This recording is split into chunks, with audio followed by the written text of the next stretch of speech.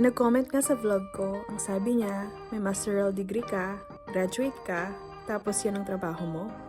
Eh di ba dyan ka nag-graduate tapos yan ang trabaho mo? Yan nga ang sasagutin ko sa vlog natin ngayon. So ano nga bang trabaho ko dito sa Canada?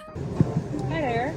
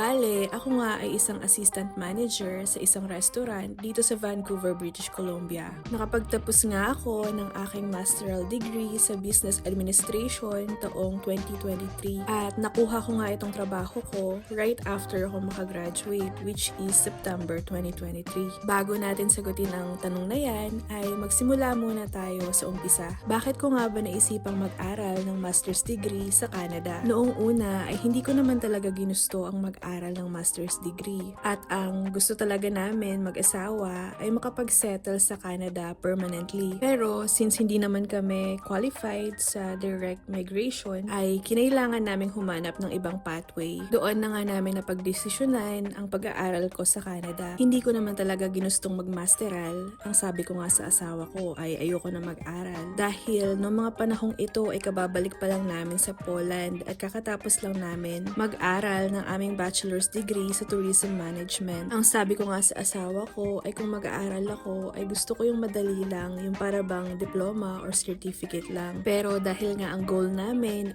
sabay kaming pumunta sa Canada, ay hindi nga pwede sa akin yung diploma lang. Kapag kasi diploma ang kinuha ko ay wala siyang spousal open work permit, which means hindi makakasama sa akin ang asawa ko para magtrabaho habang nag-aaral ako. Ang diploma din ay hindi eligible para sa post-graduation work permit, which means pagkatapos kong mag-aral ay kailangan na namin ulit bumalik sa India. Hindi ko na nga masyadong maalala pero kinonsider din namin ang pagtitake ng bachelor's degree. Pero at that time, ang naaalala ko ay mas mahal ito kumpara sa masteral degree. Hindi ko na maalala kung qualified ba ito sa spousal open work permit at post-graduation work permit. Pero since wais at practical nga kami mag-asawa, ay pinili na namin yung mas mura at mas may sense kasi nga nakapagtapos naman na ako ng aking bachelor's degree. So parang wala nang sense kung uulit-ulit ako. So yun na nga, napili na namin ang masteral degree at ito nga ay eligible para sa spousal open work permit, which means habang nag-aaral ako ay makakapagtrabaho ang asawa kong si Sumi. Ito din ay eligible para sa post-graduation work permit, which means pagka-graduate ko ay makakapagtrabaho ako sa Canada ng 3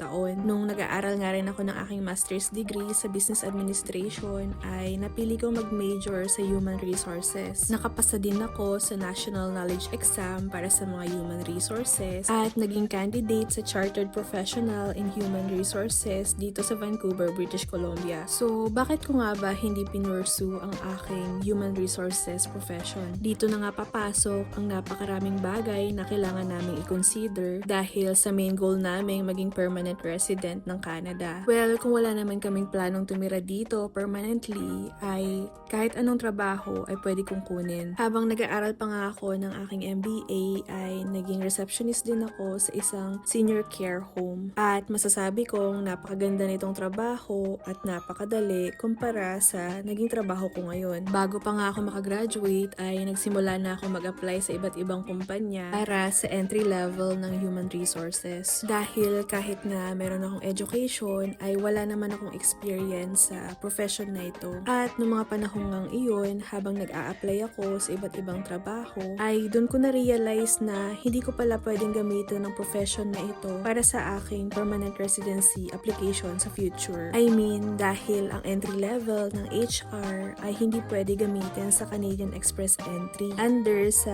Canadian Experience class. Ang qualified nga para sa Canadian Experience class ay mid-level ng HR, which is ma-acquire ko lang after 3 years of working as an entry-level HR. Base nga dito ay magagahol kami sa oras dahil ang aking post-graduation work permit ay valid lang for 3 years. At kung pipiliin ko nga ang HR profession ay aabutin ako ng 3 years para maging eligible sa job title na pwede kong gamitin para sa aking Canadian PR application. Para nga sa mga walang alam tungkol sa pagiging PR dito sa Canada ay medyo mahirap itong intindihin. Pero basically, marami kang dapat i-consider dahil hindi lahat ng profession ay pwede mong magamit para sa iyong PR application. So, bakit ko nga ba napiling maging isang assistant manager sa isang restaurant? Since ang work experience ko naman talaga ay sa hospitality o food and beverage industry at pwede nga itong gamitin para sa aking PR application, ay napili ko na lang na i-continue ang profession na ito. Pero hindi nga lahat ng posisyon sa